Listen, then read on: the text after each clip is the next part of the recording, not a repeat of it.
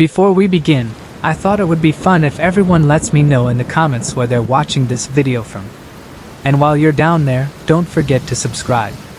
Now, let's start today's episode. Gilgo Oak Beach. The relentless crashing of waves and the eerie howling of the wind nearly drown out any conversation, or even the occasional screams of those at Gilgo Oak Beach, a secluded stretch of wetlands and sandy dunes off Ocean Parkway. This entire expanse, known as Jones Beach Island, falls under the jurisdiction of the nearby town of Babylon, and is primarily a tourist destination during the warmer months. However, absent from vacation brochures and boat rental advertisements is any mention of the fact that more than 16 bodies have been discovered, brutally murdered and buried across its beaches, marshes, and surrounding areas. For over a decade, visitors seeking relaxation and scenic photos at Gilgo Oak Beach remained largely unaware that a serial killer had been preying upon the community. Despite relentless efforts by internet sleuths and private investigators hired by victims' families to scour the treacherous landscape for leads, the serene setting seemed to conceal more mysteries than solutions. That changed in July 2023 when a long-awaited breakthrough finally brought new developments to light. The case of the Long Island serial killer remains active and ongoing. The first sign that a murderer was at large surfaced during the search for 24-year-old Shannon Gilbert, a sex worker who vanished following a frantic 911 call in May 2010. Although authorities failed to locate her body at the time, their investigation took a gruesome turn in December 2010 when 4 other corpses were unexpectedly uncovered along Ocean Parkway at Gilgo Oak Beach. It was Shannon's chilling 911 call, made just after midnight on May 1, 2010, that sparked the extensive search. While she was not found in the initial efforts, her desperate plea for help ultimately led to the exposure of multiple other victims. It all started on a stifling summer night when 23-year-old Shannon Gilbert, an escort, was on a client visit and made a brief phone call to her driver, Michael Pock. The call lasted 3 minutes, during which Shannon informed him that she had finished with her client in Manhattan and needed to be picked up. This arrangement was common among call girls in the city. Drivers acted as a form of external security, providing a safeguard for the often vulnerable, newly independent women who relied on them for transportation. In return, the drivers were compensated either with an hourly wage or a percentage of the escort's earnings. While the escorts engaged directly with clients, referred to in the industry as Johns, their drivers served as their lifeline to the outside world, ready to step in if needed. At 12:20 a.m., Shannon was contacted by another prospective client, reportedly through Craigslist, though Michael Pock never confirmed this to authorities. He later told police that he was unsure how the man, later identified as Joseph Brewer, had gotten Shannon's contact information but stated that the client, located in Long Island, had requested her services.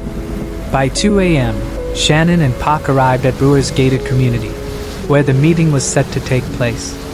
Some have questioned why she accepted a call from such a remote location, as Ocean Parkway is over a 90-minute drive from Manhattan, an area that most escorts tended to avoid. Some believe that Shannon's visit involved more than just companionship, and a revealing slip from her driver suggested that drugs played a role in the encounter. During later police interviews, Michael Pock recalled that at some point during the meeting, Shannon and Joseph Brewer left the house to obtain, in his words, more drugs. The situation took an unexpected turn when Michael was later summoned inside Brewer's home after Shannon allegedly refused to leave, an unusual scenario for both the client and the driver. Upon entering the upscale yet disheveled residence, which bore the marks of frequent partying, Michael urged Shannon to leave. This moment was captured in a frantic 911 call Shannon made, a recording that remained undisclosed to the public for over a decade. In the distressing call, Michael Pock doesn't sound angry but rather confused as he pleads with Shannon to exit the home. The recordings indicate that he was attempting to convince her to leave and was offering to drive her back to New York City. Authorities ultimately ruled him out as a suspect, as he even acknowledged during the call that Shannon was speaking with police and appeared unconcerned by it, though clearly bewildered. While Michael did not display hostility towards Shannon for contacting law enforcement, one notable moment in the 23-minute call stood out. He reminded her that he had his gun with him. Whether the firearm was legally obtained or if he possessed a permit to carry it remains unclear. Given this uncertainty, it is perhaps unsurprising that Michael wished to avoid any police involvement that night. Supporters of the police decision to clear Shannon's driver early in the investigation argue that if he had any connection to the other victims, it would have surfaced long ago, given his proximity to Shannon during the recorded 911 call. The fact that authorities ruled him out suggests no links were found between him and the murdered sex workers. After Shannon's frantic call to 911, between 4 and 5 a.m., Gus Coletti, a resident of the same gated community where Joseph Brewer lived, had already begun his strict morning routine. While shaving, he suddenly heard desperate screams outside his home, Shannon's voice crying out, "Help me! Help me! They're going to kill me!" A well-mannered and inquisitive man, Gus opened his door and welcomed the distressed young woman inside, guiding her to a chair before immediately contacting the police himself. During his 911 call, Gus can be heard describing Shannon as looking no older than 14. While on the phone, he repeatedly urged her to explain what was wrong, but she simply stared at him in silence. As he tried to reassure her that help was on the way, Shannon suddenly bolted out of his home, seemingly unsettled by the fact that he had called 911, even though she had been speaking with emergency dispatchers herself just moments earlier. As she disappeared into the night, Gus noticed a black SUV driving erratically down the road, stopping at random intervals as if searching for someone. That vehicle was being driven by Michael Pock, who was desperately trying to locate Shannon after she had fled from Joseph Brewer's home.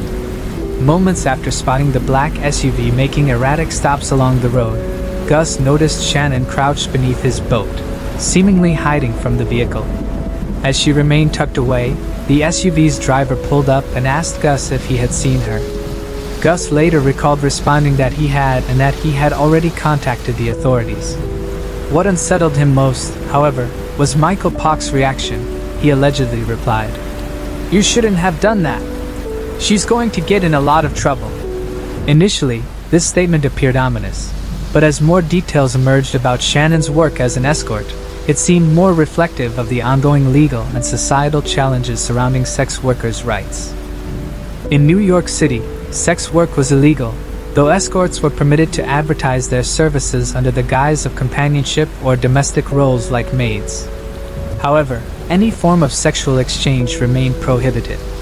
After his brief exchange with Gus, Michael watched as Shannon, still visibly distressed, ran off toward the intersection of Sandy Drive, her figure vanishing into the dim pre-dawn darkness. Later, Michael claimed that he believed Shannon was angry with him and had chosen not to return with him, leading him to leave for New York City without notifying the police that she was missing. While Gus never saw Shannon again, his neighbors did. One of them, Barbara Brennan, became the next person Shannon reached out to, possibly drawn to her home due to its distinctiveness. Unlike the surrounding houses, Barbara's home was illuminated by a continuous vigil light, which she kept burning in memory of her late husband. When Shannon began pounding on Barbara Brennan's door, the startled homeowner chose caution over immediate aid. Rather than opening her door to a stranger in distress, she made 2 phone calls. The first, at approximately 5:22 a.m., was to the police. The second was to her neighbor, Tom Canning, who quickly arrived with his hunting dog. Their presence seemed to startle Shannon, who once again fled into the darkness, moving further away from the safety of civilization. This would be the last confirmed sighting of her alive. When officers arrived on the scene, they conducted a foot search for Shannon but ultimately decided against searching the marshlands, citing the high water level, an oversight that would later prove to be highly controversial. Initially, the Suffolk County Police Department's Missing Persons Bureau had requested the use of a cadaver dog, a German Shepherd named Blue, to aid in the search. Throughout the summer of 2010, authorities frequently combed the area, hoping to locate Shannon. However, it was the dog's handler who persisted in his efforts, and on December 11, 2010, his determination finally led to a discovery, though not the one anyone had anticipated. Using statistical data from the FBI, which suggests that deliberately abandoned bodies are often found near roadways, Blue's handler redirected the search to a new location. In a shocking turn of events, Blue successfully uncovered 4 bodies over the course of 2 days. However, none of the remains belonged to Shannon, the original focus of the search. Due to the dense vegetation and a light layer of snow, previous human search efforts had overlooked the area. Yet Blue was able to detect a scent, leading his handler, Officer John Malia, to skeletal remains. These remains were found inside a deteriorated burlap sack and were later identified as those of Melissa Barthélemy. This discovery marked the beginning of a grim revelation. Within the next 48 hours, police unearthed 3 additional bodies along the stretch of Ocean Parkway. The victims had been discarded in an area shaped by relentless winds, shifting sands, and harsh coastal elements, making evidence collection a challenging task. Despite these conditions, investigators determined that the remains belonged to Maureen Brainerd Barnes, Melissa Barthélemy, Megan Waterman, and Amber Costello. Found within just 500 feet, 150 meters, of one another, they became collectively known as the Gilgo Four. While the discovery of the Gilgo Four was already a shock to the Long Island community, it was only the beginning. Over time, authorities would uncover more than 10 victims in the surrounding area, confirming their initial fear. There was a serial killer at large.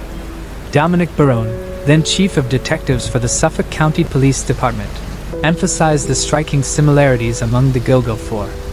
Each victim shared physical traits, including a petite frame, hazel eyes, and a small stature. They also worked as call girls and used Craigslist to advertise their services. The chief further noted that the killer likely used online platforms such as Craigslist and Backpage to search for victims based on specific physical attributes. Later victims, Jessica Taylor and Valerie Mack, discovered in 2011, also fit this distinct pattern. Beyond physical characteristics, the manner in which the bodies were disposed of pointed to a single perpetrator. Many of the remains were wrapped in or covered with burlap, a detail police have kept largely undisclosed but have acknowledged as a recurring element in the case. As call girls, all 4 victims led lives that required them to meet with strangers for money, a profession that, by necessity, demanded certain survival instincts. Yet, despite their precautions, they had all fallen prey to a predator who understood their vulnerabilities. While many of the victims advertised their services on platforms like Craigslist and Backpage, the final decision on whether to accept a job and how to handle the call ultimately rested with them. Detectives believe that the fact that 2 of the Gilgo Four left their phones behind suggests a possible level of trust with this particular client. Going to a job without a phone was highly unusual, making this detail especially significant. Maureen Brainerd Barnes was the first of the 4 women later discovered on Gilgo Beach to go missing. She was last heard from on July 9, 2007. In February of that year, Maureen had called her friend Sarah, saying she had been robbed of all her cash but still had her phone. She asked Sarah, who lived in Connecticut, for a ride, but her friend was unable to pick her up. That call would be the last time anyone heard from Maureen. Investigators suspect that Maureen brought her phone with her on what would be her final job, and afterward, the killer may have accessed her contacts. Not long after her disappearance, Sarah received a call from an unfamiliar number, possibly from a burner phone, leading to speculation that the killer was attempting to make contact. The caller did not explain how he had obtained Sarah's number but mentioned her Connecticut area code, stating that he had recently interacted with a young woman from the same region. He claimed that Maureen was alive and staying at a whorehouse in Queens. However, the man refused to give his name or a specific location, only saying that he would call back with an exact address. That second call never came. Despite efforts by the NYPD, no trace of Maureen was found, and her phone remained inactive for over a year. Then, in February 2008, a surprising development occurred.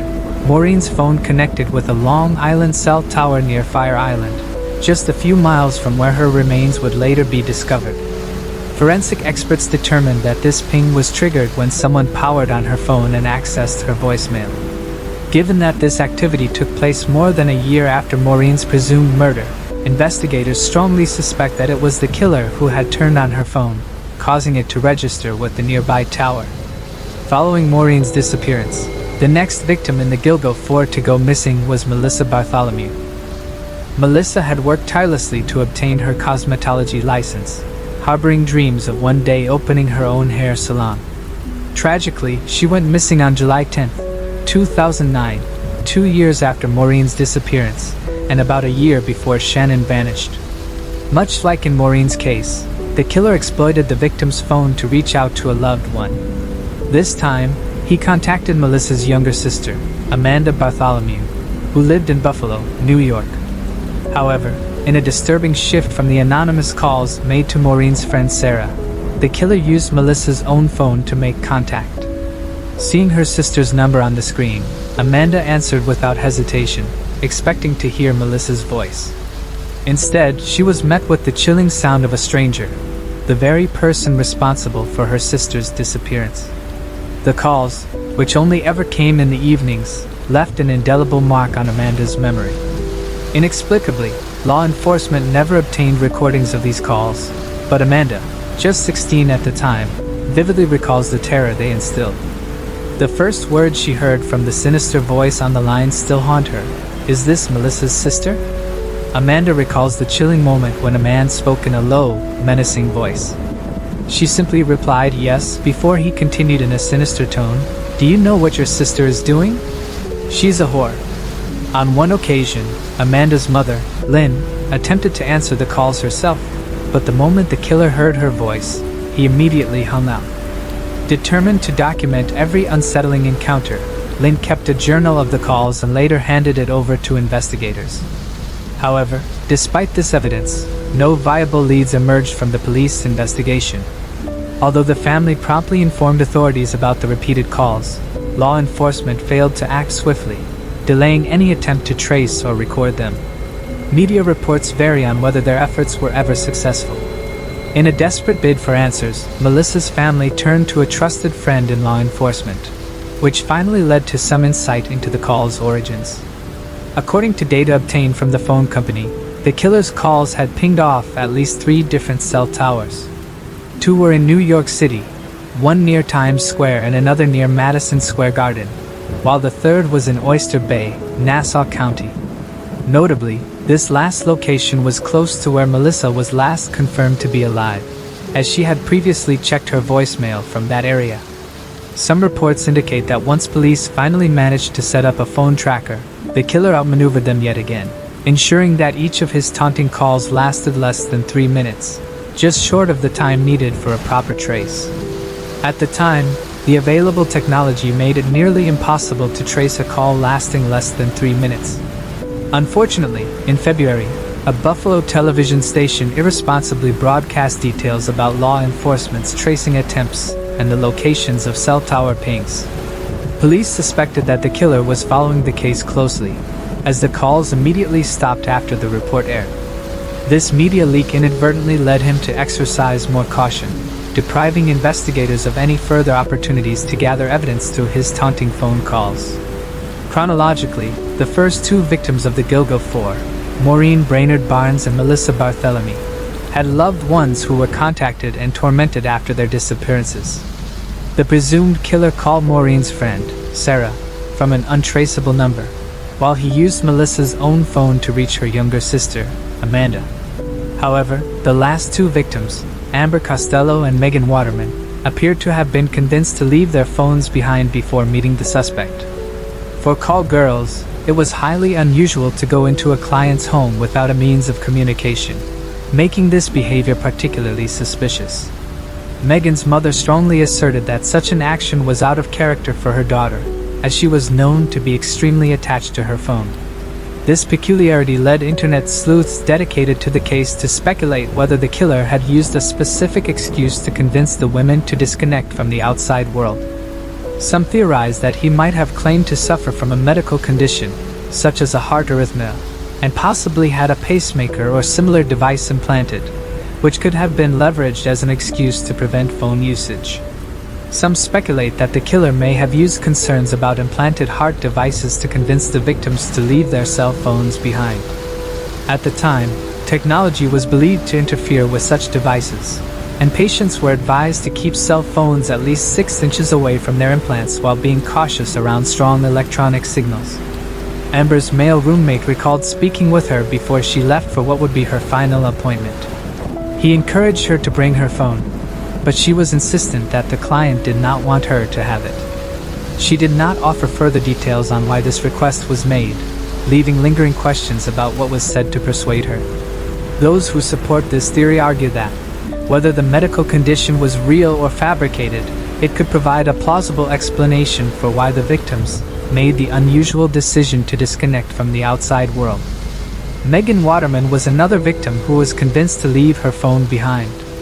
She often took jobs at the direction of her boyfriend, Akeem Cruz, who went by the name Vibe and also acted as her pimp.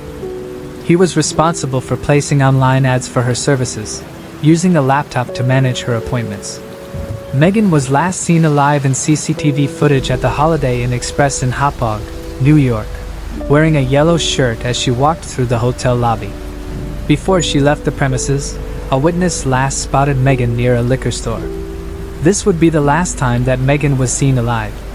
Cops questioned her so-called handler Vibe and took possession of his laptop, but police say he is currently not a suspect. In March of 2011, just 3 months after the Google 4 had been located, the dismembered hands, forearms and skull of a then unidentified female were found along a nearby stretch of Ocean Parkway. These remains were eventually DNA matched to a torso in Manaville, a nearby town in Suffolk County back in February 2003. These remains were located 1 mile east of the original dump site. These body parts, separated by time and dump site, would later be identified as that of 20-year-old Jessica Taylor.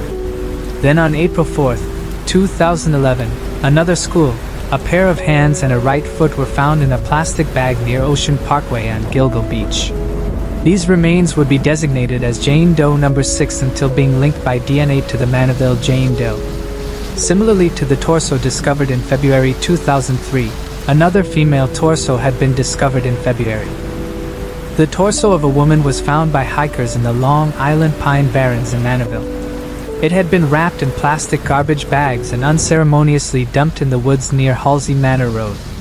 For many years, the identity of the owner of the torso was unknown, but almost a decade later in 2020, police announced that they had positively identified the Manaville Jane Doe as Valerie Mack, 24, born July 2, 1976. The same day, April 4th, that the second female torso was found, police discovered 2 additional sets of skeletal remains, an unidentified female toddler, baby doe, and an unidentified Asian male who was small in stature and was reportedly donning female clothing. Police speculated that this unnamed male may have been mistaken for a woman by his killer.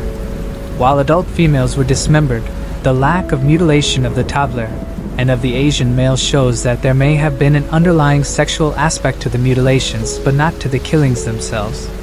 Perhaps the killings were done in order to get the victims to their preferred state. Police wondered if, for the killer, it was more about the destination than the journey. Detectives say that the dismemberment occurred in a particular manner of which the police have not released more details. Then on April 11, 2011, in what was becoming a sad and shocking pattern of death and mutilation, 2 more bodies were found in Nassau County. The first piece of remains found that day was the skull of an unidentified woman. True to the patterns beginning to emerge, the woman's dismembered legs had previously been discovered on Fire Island back in 1996. These remains would be referred to as Fire Island Doe. Police would eventually make the connection that this very island was the same island from which Gilco 4 victim Maureen Raynard Barnes' phone had last pinged. A gruesome geographic perimeter of attack was emerging.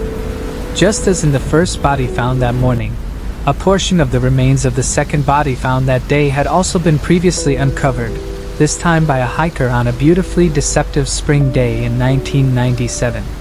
The hiker accidentally stumbled upon an unidentified woman's dismembered torso wrapped inside a plastic bag and put in a Rubbermaid container. Seemingly of African American descent, the torso was found in Hempstead Lake Park, New York. This victim bore a distinctive tattoo of peaches arranged in a heart shape, thus she was nicknamed Peaches by investigating officers. These remains were later identified as the body of the mother of the unidentified toddler whose remains had been located in Suffolk County a few weeks prior, and who police had been referring to as Baby Doe. On November 29, 2011, police announced that they believed one person to be responsible for all 10 murders. They commented further that they believed the perpetrator was almost certainly a local from Long Island. Police disclosed that although cause of death was unable to be determined, the single killer theory stemmed from common characteristics of the victims, and they noted many similarities between the individual treatment of the bodies and the condition of the remains. Later, police would announce a $25,000 reward for information leading to an arrest in the Long Island murders, but to no avail. In February, Shannon Gilbert, the impetus to the original unearthing of countless remains, was finally found deceased in Oak Beach 19 months after her mysterious disappearance. Perplexing to both the public and the police, her purse and some of her clothes were found nearly half a mile from where her body was located. Police, in what many believe is an illogical theory, state that Shannon must have been panicked and cold and most likely had undressed herself before accidentally drowning. The true cause of her death is still contested, as state medical examiners claimed her death to be accidental, yet her family believes otherwise and refused to bury her. Their tenacity in uncovering the truth led to a legal battle which caused Shannon's remains to lay in the Suffolk County Medical Examiner's office for 4 years until she could be re-examined by another forensic scientist. A private and unbiased autopsy report states that Shannon's hide bone, a U-shaped bone in the throat area, was shattered, indicating a manual strangulation, as the hide bone is not able to be broken from natural forces. Shannon's hide bone was missing its so-called horns, the horn-shaped tips that make up the U-shape of the free-floating bone. Shannon's bones had been boiled so that state forensic anthropologists would be able to examine them. However, this caused the bones to be devoid of soft tissue, and by the time the independent medical examiner could investigate her body, there was no way to verify the possible presence of ligature marks, which would be leftover forensic artifacts of a manual strangulation. According to the FBI, manual strangulation is statistically the most common method of silencing women who are victims of a homicide. Another discrepancy in the condition of Shannon's remains as it relates to cause of death is the position in which Shannon was discovered. Shannon was found face up in the marshy area of Oak Park. However, normally drowning victims are found face down, as that is where the weight is distributed when the victims are allowed to free float. The stomach and the chest and the face go into the water because that is where the weight is distributed. Some critics of the one killer theory point to the variety of the disposal of the victims' bodies as a reason that more than one man may be involved. This is because some of the victims were found dismembered and others were found completely intact. Some were found wrapped with various substances such as plastic, burlap, or Rubbermaid Tupperware, while others were simply left to nature. Those who disagreed with the single killer theory used this as evidence that separate killers may have been responsible. However, when it comes to serial killers, there is a common myth of consistency. While the behaviors, devices, or the morality mind games they play on themselves may be the same, the manner in which they choose to enact these fantasies can vary based on time, location, or intended victim, amongst other mitigating factors. Strangely enough, while mutilation was a factor in many of the female cases, the Asian male who was dressed as a woman and possibly transgender along with the baby was not mutilated in any way. This could hint at a possible motivation for the mutilation that far exceeds simply that of killing. Police wondered if taking away the victim's identity was part of the killer's goal in separating their bodies. He made it much harder for police in the late 90s and early 2000s to piece together the various homicides. This concern with keeping his victims nameless could be seen as an element of a power play in the killer's mind. FBI profilers have speculated that the killer may derive power knowing that the family and friends of those lost may never get closure. This power could deepen the thrill of the kill. The killer's phone calls exhibit a clear pattern of sadism, prolonging the suffering of his victims' loved ones.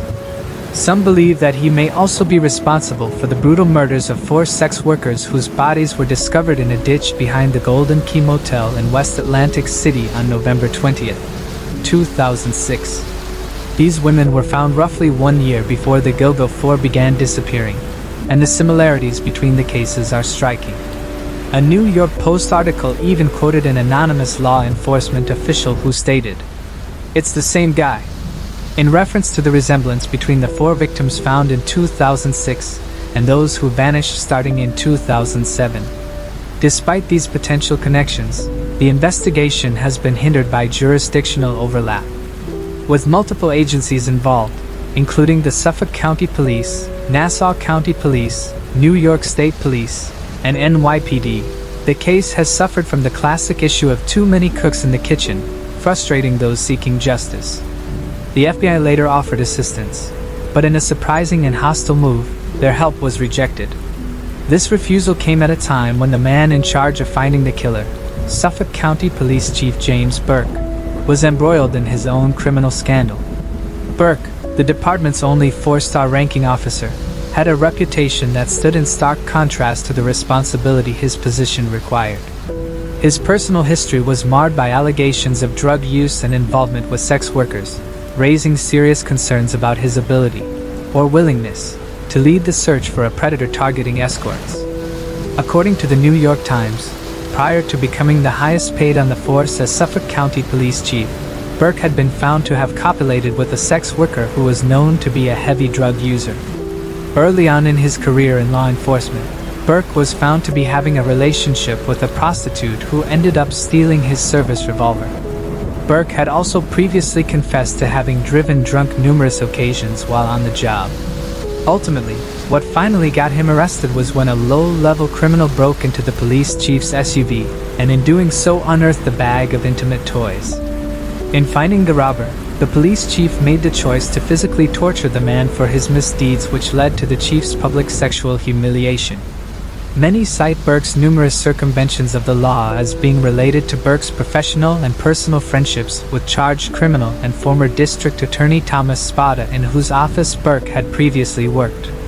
One call girl later told Internal Affairs that she had been intimate with Burke at an Oak Beach sex party, which was coincidentally located just over 2 miles from the location of the later serial killer victims' bodies. Legislator and former cop Rob Trotta told the media in regards to Burke and his touting of the law, order, and common decency, quote, "He was a psychopath." Finally, in February, the now former police chief James Burke was sentenced to 46 months in federal prison for assault and conspiracy. While the investigation into his own personal life had been underway, Police Chief Burke had rejected any FBI offers of involvement on the serial killer case due to his own negative perceptions of the agents. So while the FBI had previously assisted in the search and profiling, they had failed to become officially a part of the investigation, and thus many resources went unutilized in the initial years of the case. But with Burke no longer in charge of the case, the FBI was invited to assist. In February, Suffolk County Police Commissioner Tim Sinai announced that the FBI had finally joined the investigation. The FBI had supplied a personality profile for the probable killer back in February 2011, which detailed the likely psychological map of the killer's life. The FBI surmised that the suspect was somewhere between his late 20s and mid-40s, that he was a white Caucasian male who likely had a girlfriend or was married, and that he was well-educated working a stable job. The FBI noted that it was possible that the man had been to the hospital for poison ivy treatment in the past, as he undoubtedly came in contact with the vine during his many travels in the Gilgo Beach brush. This was surmised as investigators had to contend not only with the variable weather but also the heavy bush of the geography of the area, which was filled with poison ivy. During the search for more victims, some rescue workers later required prednisone treatments from the prolonged exposure to the poison ivy. The FBI profilers also cited that this suspect may have access to burlap sacks. Separately, the FBI posted on their Facebook page that they were seeking relatives and friends of a man named Elijah Legay Howell, or Howard, who lived from 1927 until 1963. Mr. Howard previously lived in Pritchard, Alabama, and was married to a woman named Carrie. Investigators state that relatives of this man may be able to assist finding the identities of Peaches and her child. The post also asked if viewers recognized the peach tattoo on the body of the deceased mother. Strangely enough, in February, Marie Gilbert, Shannon Gilbert's mother, who was a constant presence in the inquiry into her daughter's death, was fatally stabbed by her younger daughter, 27-year-old Sarah Gilbert, who had been in and out of psychiatric hospitals since February 2014. It was reported that Shannon's sister had drowned a puppy prior to taking her own mother's life. The family attorney says that she suffered auditory and visual hallucinations a few years prior to the fatal stabbing. It is unclear if this mental health issue is hereditary or environmental in its origin, but it does potentially shed some new perspective on Shannon Gilbert's 9/11 call and frantic cries of impending doom. Some wonder with this new information if the 911 call does not show a woman in danger at all but someone in the thralls of their own mental health crisis, possibly hallucinating as her sister had started 2 years prior. If Shannon was falsely perceiving danger, then her initial 911 call would prove to be more of a red herring, as that would suppose that she was not actually in danger until she left the confines of the homes in the gated community and made her way into the dark marshes of the area. Such movement was reported by a neighbor who saw her walk off in the direction of the wetlands. If Shannon was not actually in danger and was instead having a mental health crisis, then her death may have been unrelated to the initial 911 phone call. Some wonder if Shannon's initial cry for help was simply an unfortunate coincidence which later led her face to face with her killer. Investigators still say that the Gilbert case is unrelated to the other bodies, but those close to the case take umbrage with such assertions, as they say her body being found in such close proximity to the other victims shows a clear link. In February of 2022, authorities put together a special team known as the Gilgo Beach Homicide Task Force. Comprised of investigators from the local, state, and federal levels, this task force embarked on a focused investigation into the cell phone records of the many victims during their final days. The call records showed that during the days leading up to their going missing, the women had received calls from 2 main locations, Midtown Manhattan and Massapequa Park. The team got the breakthrough they needed when they were finally able to locate a Chevrolet Avalanche truck which resembled the one described by Amber Costello's roommate Dave Schaller. Amber's roommate recounted seeing this very vehicle outside their residence the day before her disappearance. Previously, in September of 2010, Amber's roommate recalled that he had returned home to find Amber seeking refuge in the bathroom, while an imposing, quote, Frankenstein-like man threatened her. Her roommate told police that he had engaged in a confrontation with a stranger who eventually departed in a truck. Following this incident, a witness, possibly Schaller or another individual, it is not noted in media reports, reported observing a similar truck pass by the home the following day shortly after Amber had left to meet a client. Her roommate communicated this information to the police that December of 2010, disclosing details about both the man and his vehicle, using Schaller's description as a guide and pulling the vehicle's registration history. The task force reportedly honed their focus into the owner of the Chevy Avalanche, a man named Rex Huberman. Then on July 13, 2023, the Suffolk County District Attorney's Office announced that they had arrested Rex Huberman in connection with the Gilgo Beach murders. Rex Huberman, a prominent New York architect, was indicted by a grand jury on 6 counts of murder in connection to 3 of the 4 deaths of the woman dubbed the Gilgo Four. Brought up on 3 counts of first-degree murder and 3 counts of second-degree murder, Huberman is alleged to have directly contributed to the deaths of Melissa Bartholomew in February 2009, Megan Waterman in 2010, and Amber Costello in that same year. He is also the prime suspect in the murder of a 4th woman, Maureen Brainerd Barnes, who was last seen alive in February 2007 and is another supposed victim of the so-called Long Island serial killer. In the weeks after his summertime arrest, the media scrambled to learn everything they could about the suspect. Little is publicly known about Rex Huberman, 59, married and a father of 2. He is employed at a prestigious New York City design firm in Manhattan, and everyone who knew him says he had them fooled. In 2022, Huberman engaged in a professionally filmed question and answer session with Bonjour Realty, which was posted to YouTube but is now set to private. In the interview, he told the host that he was born and raised on Long Island. He went on to say that he has worked in Manhattan since 1987. When asked to describe his job, he said, "I'm an architect. I'm an architectural consultant. I'm a troubleshooter." Huberman, now remanded without bail, lived in a quiet neighborhood in Long Island, just a short drive from the location the bodies were found. After his arrest and grand jury indictment, media reports say that he tearfully insisted to his attorney that he is not the killer. Evidence released by police to the media detailed the long and exhaustive investigation that went into Huberman's arrest. After confirming that Rex Huberman was the owner of a Chevrolet Avalanche truck, authorities began to stake out his home in early 2022. The house is situated on the corner of 1st and Michigan Avenue and is otherwise unremarkable in its presentation. It seems small and rundown, which is not in line with the image of wealth and luxury that Huberman seemed to enjoy presenting. They also monitored his office at 385 5th Avenue in Manhattan.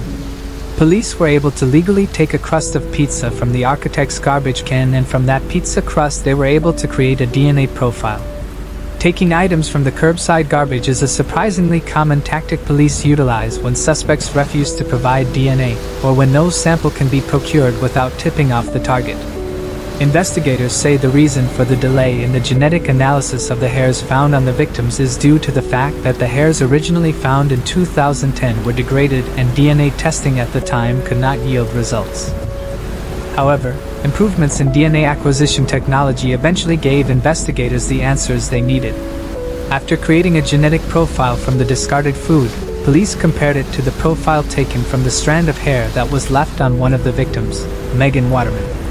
In 2010, during the initial examination of one of the victim's skeletal remains and materials discovered in the grave, the Suffolk County Crime Laboratory recovered a hair from a male on the bottom of the burlap.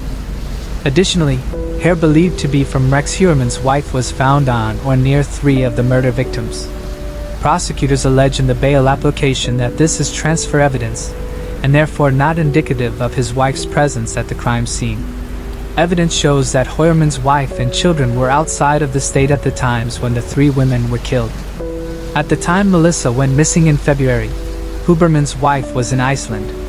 Similarly, in 2010, she was on a trip to Maryland during the time when Megan Waterman went missing, and in what was a persistent pattern, in September of that same year, his wife traveled to New Jersey around the exact same time that Amber was last seen. The DNA from the hair was matched to Huberman's wife using 11 different bottles acquired from the inside of a garbage can outside the Huberman home. The town of Massapequa had long been a focus of the investigation, as an unidentified male reportedly harassed the family of one of the victims, Melissa Bartholomew, following her February 2009 disappearance. Records show an unknown male calling and texting the family using Bartholomew's phone. It was not until February 2011 that police were able to triangulate the killer's sadistic calls. Using the tracing of cell phone pings, police were able to learn that the cell phone was being used in the vicinity of Manhattan, sometimes made from Times Square and other times near Madison Square Garden. Other calls were made from Massapequa itself. Many in the community say they were shocked to learn that the supposed killer was in fact hiding in plain sight throughout the entire investigation. Rex Huberman was known to be a professional and family man. Huberman worked in a job which required him to not only engage with high-level clients but also to network at some of the most exclusive New York events. While the marital and family status of the supposed killer surprised many in the true crime community, the FBI's original profile created by forensic psychologists detailed that they thought the killer seemed the type to have a long-term partner. As such, his being married is not completely out of the realm of what law enforcement hypothesized. Visually imposing, Huberman is described by those who have met him as a large, tall man. One person who interacted with him on a professional level said that he had the characteristics of, quote, an ogre. Reflecting on the suspect's physical attributes, the Suffolk County District Attorney said that he, quote, clearly selected tiny women, people he really wanted to dominate. While executing a search warrant on the father of two's ornate home, a doll was found and taken into police possession. While no public details of the origin of the doll have been closed, those close to the case say the item may have been taken from the burial sites of the Go-Go, for as in years past, many mourners elected to place dolls and other tokens at the initial location the bodies were found. While the doll may be unrelated to the murders and simply a possession of the architect's or family member, some wonder if it may be some sort of trophy. While speculations abound, many in the community hope that more information will be released as to the items uncovered in the suspect's home and the timeline leading to his arrest. Previously, John Bytrall, a carpenter living in Manaville, was thought to possibly be responsible for the unsolved Long Island cases. He was eventually connected by DNA evidence in the 2014 killings of two street workers, Rita Tangaretti and Colleen McNamee. Though he was not specifically connected to the Go-Go 4 nor the other remains on the beach path, some involved in Bytrov's arrest observed the similarities in both victims' chosen professions, as both sets of victims had been involved in the escort business on Craigslist and other classified websites. Notably, the phrase John Bidulph had been typed into a Google search bar by Huberman himself. It is listed as number 14 in an inventory of evidence recovered by digital forensic technicians. Bidulph's method of killing was to inflict blunt force trauma through his bare fists, as opposed to the strangulation experienced by a majority of the victims on the beach. Police point to additional differences in the criminal's modus operandi, specifically concerning the burial ground chosen for Bytrov's victims, who were left on the side of the road and not buried on the beach. With merely rumors connecting Bytrov to the Go-Go 4, he was arrested for the two murders to which police could conclusively link him, and in 2017, he was convicted to 50 years to life in prison. According to the state's response to Hoyerman's bail application, an application which was later denied, the since-convicted Bytrov was one of the over 200 search terms cataloged by forensic technicians made in relation to the Go-Go Beach case. Also noted by police to provide context to the killings were thousands of explicit Google searches and queries into nearby escorts.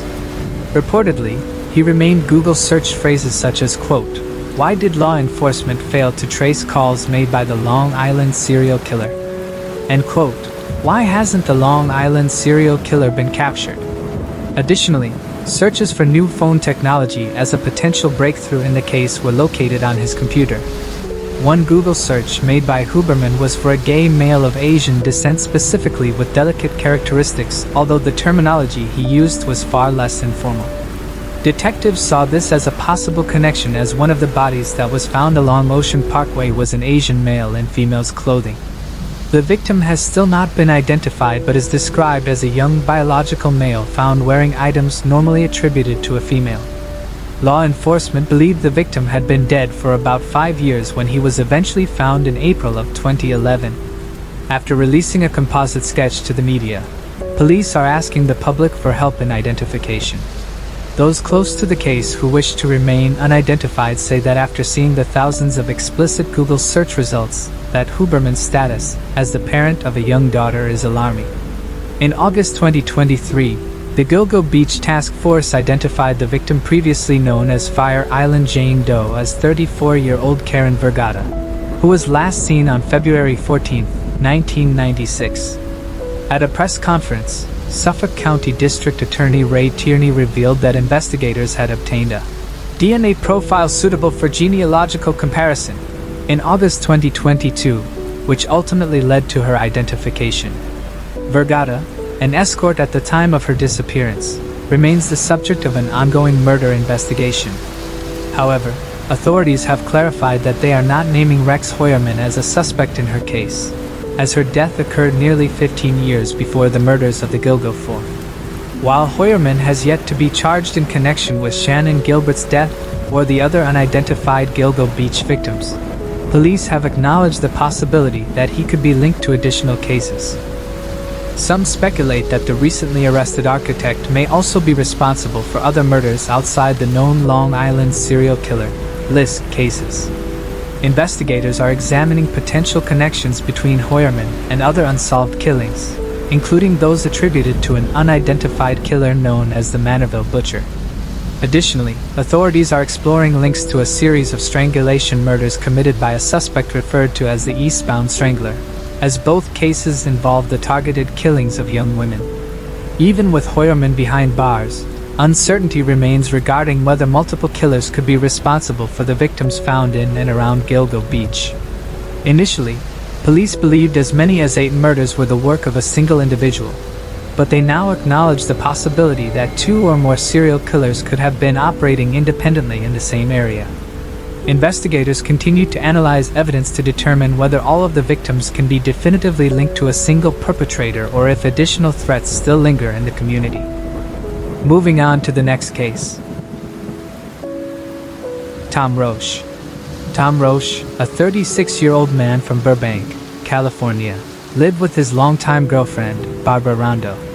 The couple, together for 16 years, shared a love for motorcycles and cycling, often taking weekend trips on their Harley-Davidson and participating in a local cycling club. Tom worked as a supervisor in a machine shop, while Barbara was employed at a blueprint company. In the fall of 1991, Tom received an exciting job offer for a management position at a company specializing in plating aircraft parts. He accepted the offer and was set to leave his current job to begin his new role on September 16, 1991. However, just 3 days before his scheduled start date, he mysteriously vanished. On the morning of September 13, 1991, Tom drove Barbara to work as usual. They had plans to meet for lunch later that day, but he never showed up. Initially thinking he was just running late, Barbara waited for a while before returning to work. As the day went on and she still hadn't heard from him, she grew increasingly worried.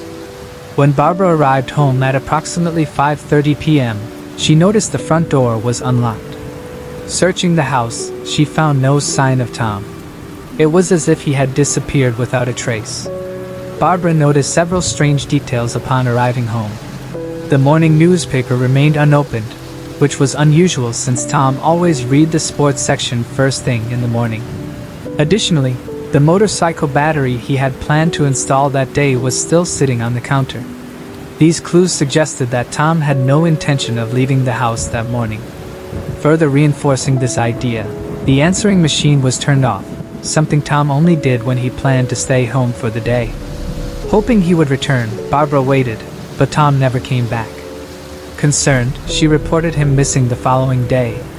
Police conducted interviews with friends, family, and neighbors. One neighbor recalled seeing Tom at approximately 9:30 a.m., talking to a man standing beside a pickup truck. Tom appeared engaged in a normal conversation while looking into the bed of the truck. Investigators also discovered that earlier that morning, at around 8:20 a.m., Tom had made 2 bank deposits. These were the last confirmed activities in his timeline before he vanished. However, he did not withdraw any money, which suggests that Tom had no plans of leaving. Police could not figure out if Tom had left voluntarily or if he was a victim of foul play. 6 days after his disappearance, on September 19, Barbara received a letter addressed to the family of Thomas Roche. In the letter, the author claimed responsibility for Tom's death. The author wrote, "I am suffering a great deal of guilt right now about what I have done, and I feel it is necessary to write about it for my sake and yours. You don't know me and hopefully never will, but I am the one who killed Tom Roche. I cannot and will not go to jail. I could never handle it. I almost lost my mind, never again. I loved being in Vietnam. In fact, those were the happiest days of my life. I felt such a rush whenever I had a confirmed kill that it was hard to switch it off when I came back to the States. For 18 long years, I have held this in check despite the nightmares and fantasies about killing. This Jeffrey Beamer thing really got to me, and I wonder if I could still do it. I figured LA would be the best thing for what I had in mind. I did not want just a random thing, cause you can get called that way, so I set up a plan. I met Tom in a strip joint in the valley and got to talking. He fell for it, and we arranged to meet on Friday the 13th. I must assure you that it was neat and quick. I do not think he suffered at all. I am very sorry for what I have done, and I know in time that the guilt will leave me. So will your pain." Police could not rule out the letter as a hoax or a sick prank, as the envelope which contained the letter also contained Tom's driver's license, credit card, and earrings that he had been wearing when he disappeared. The letter had no fingerprints or a return address. Police believe the letter writer was referencing to Jeffrey Dahmer but misspelled it to Jeffrey Beamer. During another round of questioning, an employee at a motorcycle parts store came forward and claimed to have seen Tom on September 14, a day after his disappearance. The employee told police Tom was acting strange. He said that they would always crack jokes at one another, but on this day, Tom was quiet. The employee said he went to the warehouse to pick up some parts for a customer, and when he returned, Tom had already left. Authorities believe the employee did see Tom but was mistaken about the date. Investigators considered the possibility that Tom had left voluntarily and fabricated a letter to mislead Barbara into believing he was dead. However, this theory lost credibility 4 months later when, on January 11, 1992, bone fragments were discovered on a remote hillside in Placer County, California. At the scene, police found several personal belongings, including a duffel bag, flashlight, hunting knife, bottled water, 2 pairs of prescription eyeglasses, an emptied prescription bottle, a belt, a boot, and multiple shirts, some featuring motorcycle emblems. These items suggested a connection to Tom Roche. When shown the evidence, Barbara confirmed that the eyeglasses and shirts belonged to him. Given the presence of packed belongings, police speculated that Tom may have been preparing for a trip. However, it took another 2 years before DNA testing conclusively identified the bone fragments as his. The cause of death was determined to be a single gunshot wound to the head, though whether it was a homicide or something else remains unclear. Despite this major development, the case has seen no significant updates since. Tom Roche's disappearance and murder remain unsolved. Moving on to the next case. Merle and her daughter. 2019 felt like a breakthrough year for solving long-cold criminal cases. While the Golden State Killer stands as the most infamous example, many other arrests were made for crimes dating back to the 1970s. Even Scotland's notorious case of missing mother Renee McRae and her son Andrew seemed closer than ever to resolution. However, amid the wave of justice finally served, it's easy to overlook the criminals who remain at large, one of whom is Merle Marie van der Heyden. On the surface, Merle Marie van der Heyden appeared to be an unremarkable woman. Born on August 5, 1950, little is known about her upbringing, and no major red flags from her childhood or early adult years have ever surfaced. By 1979, at the age of 29, she was working in military intelligence in Maryland, where she met a colleague named Francis Walsh. Their connection was immediate, and within a year, in 1980, they were married in what seemed to be a joyful and ordinary union. Just 4 years later, in July 1984, Merle gave birth to the couple's first child, a daughter named Therese Rose. However, by this point, the marriage between Merle and Francis was already beginning to crumble. Even the arrival of their child couldn't mend the growing divide between them or prevent the inevitable split. Their relationship troubles reportedly stemmed from Merle's rigid and inflexible rules, though the specifics of these rules remain unclear. By 1987, the couple was hanging on by a thread. In a last-ditch effort to salvage their marriage, they relocated to Hawaii, but the move did little to improve their situation. In May of that year, Francis finally moved out and filed for divorce. Despite nearly a decade together, even he could not have anticipated the shocking turn their battle would take. During the heated and drawn-out divorce proceedings, Merle accused Francis of sexually abusing their daughter. However, she was unable to provide any evidence to support her claim. As a result, the accusation failed to damage Francis's reputation or his ability to seek custody. A subsequent investigation by a social worker and psychologist concluded that Therese had been manipulated by her mother into believing these false claims. They also concluded that if given the chance, Merle would likely take Therese and disappear, never to return. Following the bitter divorce, Francis began dating a woman named Janice Anderson. However, their budding romance took a shocking turn on their first date when Merle unexpectedly appeared beside Francis's car, screaming at the couple. How she managed to track them down remains unknown. Francis, attempting to defuse the situation, stepped out of the vehicle to speak with Merle privately. But instead of calming her, this seemed to enrage her further. In a fit of fury, Merle forced her way into the car, sat beside Janice, and began hurling obscenities at her. The confrontation escalated when Merle pulled out a stun gun and attempted to attack Janice. Fortunately, the stun gun's battery was nearly dead, and the attack failed to harm Janice. However, Merle wasn't finished. Before leaving, she ripped out the car's distributor wire, effectively disabling the vehicle. By 1988, officials had granted Francis full custody of their daughter. It was determined that Merle could only see Therese under supervision, and only after undergoing a mental evaluation. With this ruling, Merle left Hawaii and returned to the mainland United States, giving Francis a much-needed sense of relief, at least for the time being. At last, he and his daughter would have some peace and quiet. He seems to have truly believed Merle was finally out of their lives. Francis later married Janice, providing a stable and happy home for his daughter. She seemed to blossom right before his eyes, becoming less shy and reserved as the months passed. Merle made regular phone calls but continued to remain in the mainland USA. Then on June the 22nd of 1990, Therese went to daycare in her home of Honolulu. In the morning, the children of the daycare headed out to recess and then returned at 12 p.m. It wasn't until the children were seated that the teacher of the class realized Therese was missing.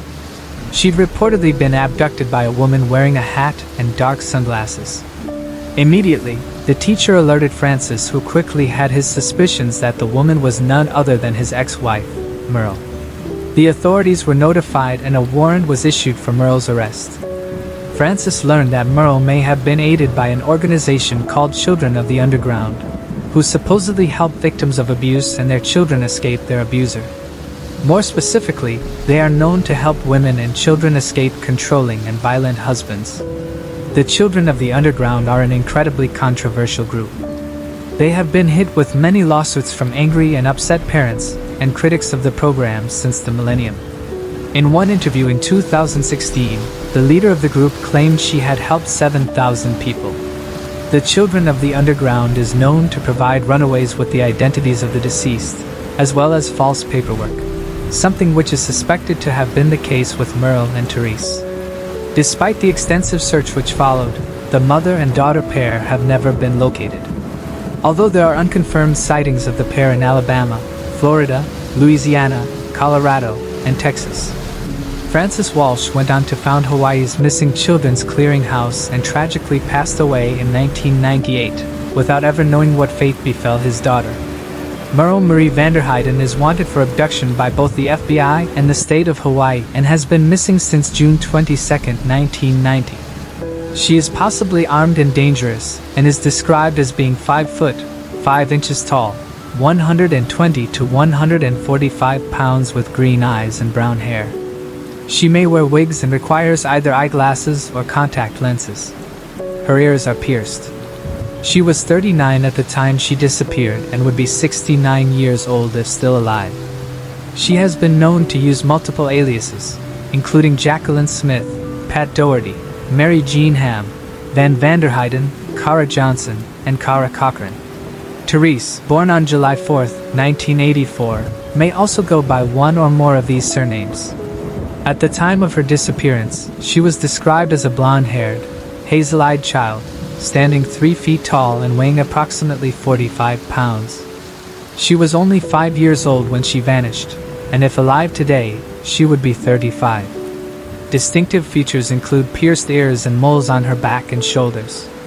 When last seen, she was wearing a pink t-shirt, pink shorts, and white and pink Nike sneakers.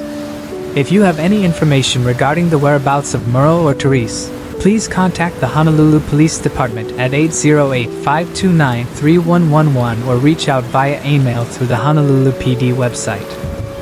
Moving on to the next case. Monster of Florence. The Italian countryside is famous for its rare truffles, exquisite pasta, and fine wine.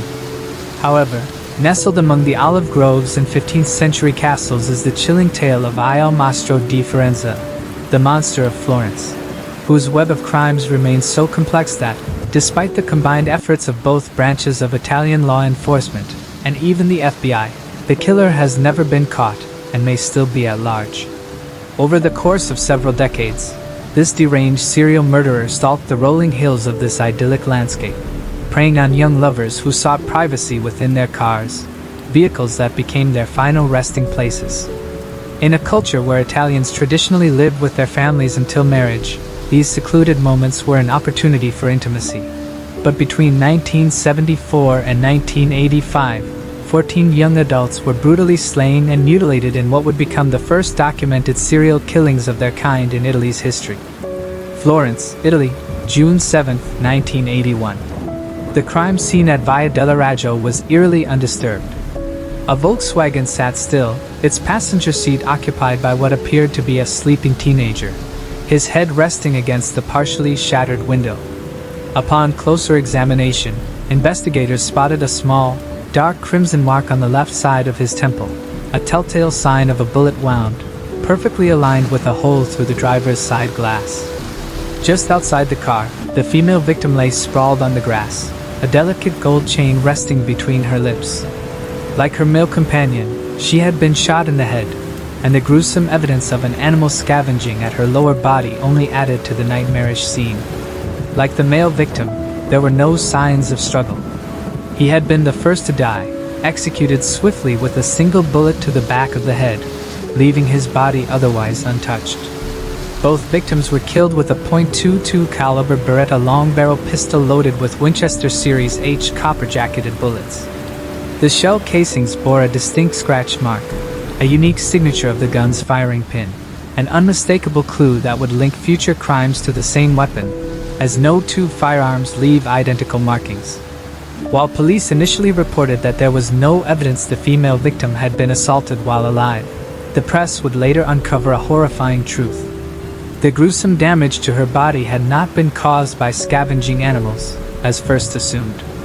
Instead, the killer had deliberately mutilated her in a methodical and precise manner, removing her vagina in 3 expert circular incisions. What he intended to do with the excised flesh, the medical examiner refused to speculate on record. Italy holds a peculiar statistic. Up to 1/3 of its population is believed to have been conceived in a car, a consequence of the cultural norm where men and women live with their parents until marriage, which often occurs in their mid to late 20s. As a result, parked cars across the country have long been intimate hideaways for young lovers. It was within this backdrop that the first suspect emerged, a voyeur named Spalletti. A known peeping Tom, he belonged to a larger network of men who turned their illicit pastime into a business, targeting what they called good cars, vehicles occupied by attractive, passionate couples. Despite the lack of concrete evidence supporting the police's accusations, public pressure mounted for someone to be held accountable. Given Spalletti's notorious reputation as a voyeur in the area, he became an easy target. In an attempt to clear his name, he provided an alibi through another voyeur, but there was a critical 1-hour gap. His accomplice admitted to seeing him walking just 50 yards from the crime scene during that unaccounted time. However, when the killer struck again, the police were forced to release Spalletti, eliminating their first suspect. Others would follow, some plausible, others completely outlandish. But before the case unraveled further, more couples would have to die. Between the June murders and the next killing in October, a local newspaper, La Nazione, uncovered an earlier crime, one that predated the ongoing investigation by several years. This case dated back to 1974, 7 years before the June murders. It involved another pair of young lovers, Pasquale Gentilecore, a 19-year-old bartender, and Stephanie Panetti, an 18-year-old aspiring accountant. The couple had slipped away from their friends at Club Teen, a local dance venue, choosing instead to drive to a secluded clearing in the forest of Borgo San Lorenzo to savor the crisp September air and each other's company. But their stolen moment of passion turned into a scene of horror. Caught in the act inside Pasquale's Fiat, the high school sweethearts were found brutally slain, both riddled with .22 caliber bullet wounds and savagely stabbed. The female victim had endured an especially gruesome fate, suffering 97 knife wounds across her body, along with the removal of her pubic area. Even more disturbingly, the killer had inserted a grapevine into her vaginal cavity post-mortem. As the summer of 1981 came to an end, another crime surfaced, one that bore the same ghastly signature. On October 23, 1981, Stefano Baldi, 26, and Susanna Cambi, 24, an engaged couple just months away from their wedding, were discovered murdered in their car, abandoned in the middle of Bartolone Fields. Once again, investigators were met with a horrifyingly familiar scene. Susanna's genitalia had been expertly and methodically removed. Forensic analysis later determined that the mutilation had likely been carried out with a notched knife, possibly a scuba diving knife, as the incision patterns were consistent with such a blade. Then, An anonymous tip changed the course of the investigation. The caller urged police to take another look at a double homicide from 1968. Acting on this lead, detectives revisited the old case and were struck by an eerie similarity. Another couple had been gunned down while in the midst of intimacy. Like the more recent victims, they had been shot with a .22 caliber weapon while inside their car. However, there was one crucial difference. The female victim had not been subjected to the same mutilation that had become the killer's gruesome signature. Even more baffling was the fact that someone had already confessed to the 1968 murders. The woman's husband had admitted to the killings, claiming he had caught his wife in the act of infidelity and had acted in a jealous rage. After his confession, he was sentenced and had spent his life behind bars or under strict supervision in a halfway house. Yet, with this old case now linked to the string of recent murders, investigators faced a disturbing reality. 4 crimes, 4 couples, all executed in their vehicles. And in every case but the first, the female victim had suffered the same chilling fate, the removal of her vagina. August, September, June, October. Whether the killer reveled in the warm summer nights or despised them, one thing was certain: for the people of Florence, summer no longer meant carefree evenings. Instead, it brought tourists, secret hillside rendezvous, and bloodshed.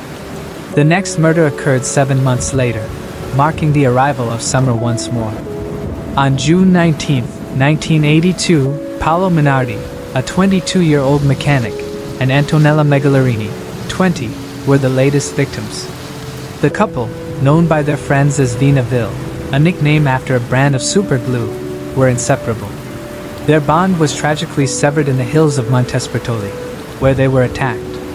However, something about this killing deviated from the murderer's usual ritual. Unlike the previous cases, Antonella was not subjected to the same methodical mutilation, and Paolo, though critically injured, was left alive. Rushed to the hospital, he ultimately succumbed to his wounds but never regained consciousness, leaving investigators without the answers they desperately needed. Adding to the unusual nature of the crime, the killer hastily crashed and attempted to conceal the victim's car before fleeing, further suggesting that something had not gone according to plan. Despite this misstep, he still managed to evade capture. However, a potential break in the case soon emerged. A vehicle matching the description of a light-colored car seen entering one of the victim's campsites was discovered along the Tuscan coast. Concealed beneath a layer of leaves and deliberately hidden among the bushes, the abandoned vehicle was traced back to Francesco Vinci. In 1982, Vinci was arrested and charged as the elusive monster of Florence. Perhaps the botched murder from earlier that year had forced the real killer into hiding, as no further victims would be claimed for the remainder of that year. However, the slayings resumed in September 1983, this time in Jaigale, in yet another attack that did not entirely go according to plan. This particular case cast significant doubt on Vinci's guilt, though he remained behind bars. The 1983 victims might have initially appeared to be a heterosexual couple. The smaller man, with his slight build and long blonde hair, could easily have been mistaken for a woman in the dim light. But in reality, the pair were both male, a revelation that seemed to infuriate the murderer. Instead of following his usual ritualistic mutilations, he simply executed both men before tearing apart their gay pornography magazines and scattering the shredded pages around their campsite.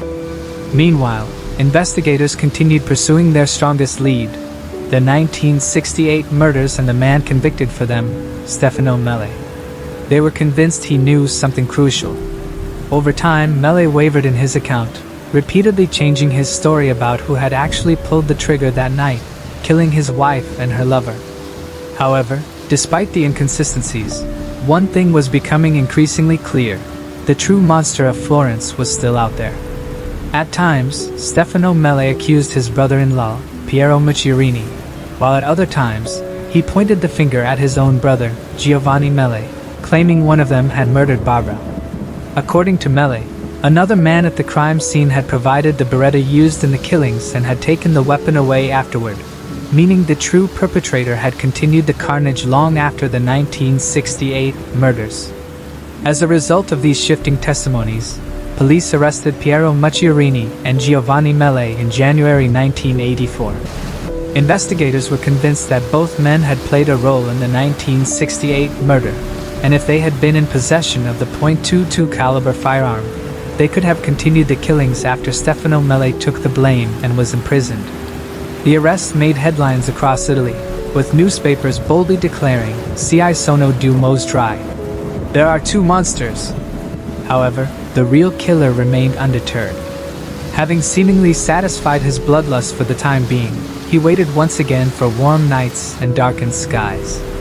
The following summer, the monster of Florence struck again, this time escalating the horror. In addition to the usual mutilation of his female victims, he introduced a new and twisted detail: the removal of the woman's left breast. On July 29, 1984, the killer claimed the lives of Claudio Stefanacci, a law student, and Pia Gilda Rantini, an 18-year-old cheerleader and bartender. The young lovers were gunned down and stabbed in Vicchio, their bodies left disfigured in a scene of calculated brutality. With this latest murder, the case against Piero Mucciorini and Giovanni Mele fell apart. Both men had been incarcerated since January, meaning they could not possibly have committed the Vicchio killings. As a result, they were released, while the true monster of Florence remained free, lurking in the shadows.